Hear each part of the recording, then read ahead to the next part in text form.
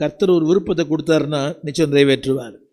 நீங்கள் ஆலயத்துக்கு போகணும், நீங்கள் ஜெபத்துக்கு போகணும், நீங்கள் ஜெபிக்கணும், அதிகாலையில் எழுந்திருக்கணும், அதை விரும்புங்க, கர்த்தர் நிறைவேற்றுவார். இன்றைக்கி அந்த வாஞ்சே இல்லை, தடைகள் உண்டு. நாங்களாம் அந்த ஊடகத்தில் ஒரு 9600 பிரசங்கம் பண்ணியிருக்கிறோம்.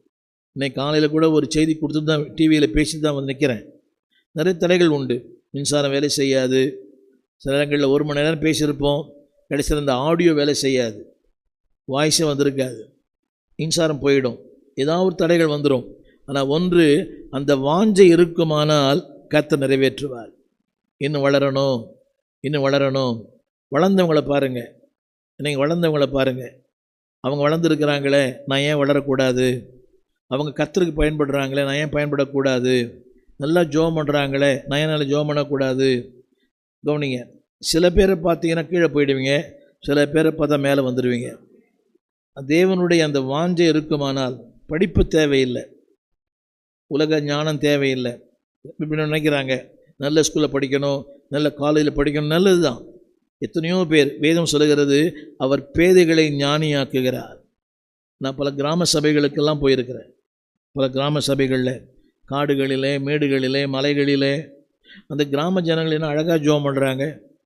அவருடைய ஜெபங்கள் இன்னும் என்ன கேட்கலாமா? அவர் பயன்படுத்துகிற வார்த்தை, அவர்கள் ஜெபிக்கிற விதங்கள் ரொம்ப சூப்பராக இருக்குது.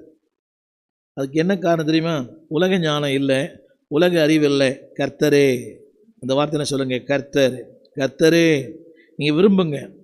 இயலாமை இருக்கலாம், அடிக்கடி பாட்டு பாடுறோம், என் இயலாமையில் அவர் செயல்படும் ஆண்டவர். ஸோ அந்த இயலாமை மத்தியிலும் அந்த வாஞ்சை இருக்குமானால் பிலிப்புவை, அதாவது கூட்டி கொண்டு போன ஆண்டவர் உங்களை கூட்டி கொண்டு போவார்.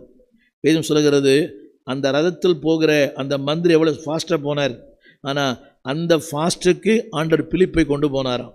வேதம் சொல்லுகிறது, அவன் ரதத்தோடு சேர்ந்து கொண்டான். அப்படின்னா இயலாமல் இருக்கலாம். நான் ஆப்பிரிக்காவில் பல முறை போயிருக்கிறேன்.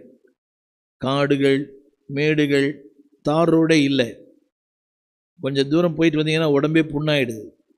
நான் முதன் முறை அந்த சமீபத்தில் ஆப்பிரிக்காவில் கானா, அவனுடைய தலைநகரம் அக்ரா, பல ஆயிரம் பிரயாணங்கள். என்னை கூட்டி கொண்டு போன அந்த வண்டி, காரை பார்த்தேன். அது நாய் பிடிக்கிற வண்டி, அது நம்முடைய ஊரில். அதில் தான் பல மைல் தூரங்கள் பிரயாணம் பண்ணேன். உடம்பெல்லாம் வலி தான். ஆனாலும் ஜனங்களை பார்த்தீங்கன்னா, உள்ளே போய் உட்காரும்போது திரளான ஜனங்கள் இருக்கிறாங்க.